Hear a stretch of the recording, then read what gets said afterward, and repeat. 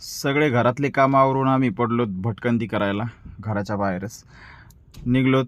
बायको सगळ्यांना रिक्वेस्ट करत होती की यार आमचं यूट्यूब चॅनल चालू द्या, शेअर करा, सबस्क्राईब करा, व्हिडिओ बघत जा, थोडाफार सपोर्ट करा.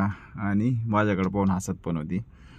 बघूया, तिची फार इच्छा आहे, खूप प्रयत्न करते आहे, पण सक्सेस कधी येतं आहे माहिती नाही आहे, पण येईल नक्कीच, हीच प्रार्थना करतो आहे.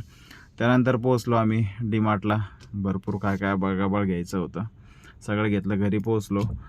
आज वेगळे कपडे घातले होते म्हणून वॉल्टर आज बायकोला ओळखतच नव्हता. त्याला वाटत होतं दुसरीच कोणतरी बाई आली. तो तिच्याकडे गेलाच नाही, तिला ओळखला नाही आहे तिने.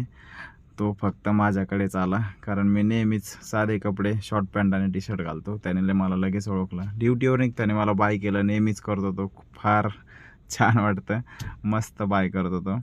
रोजच्या प्रमाणे निघलो. मला जाताना मस्त पाहत असतो लिफ्टमध्ये मी काय करतो आहे.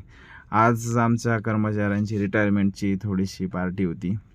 त्यांनी आमच्यासाठी बिर्याणी वगैरे ऑर्डर केलेली आणि आम्ही आज खूप दिवसानंतर सगळे एकत्र जेवण करणार होतो. कारण पहिले खूप वेळा करायचो, त्यानंतर बऱ्याच वर्षानंतर ही वेळ आलेली आहे. कारण भरपूर सारे माणसं रिटायर झालेत, त्याच्यामुळे शक्यतो वेळ मिळत नाही आहे.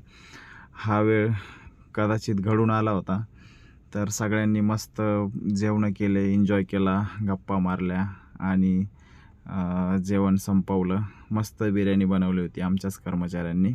तर चला भेटूया उद्या. Good night.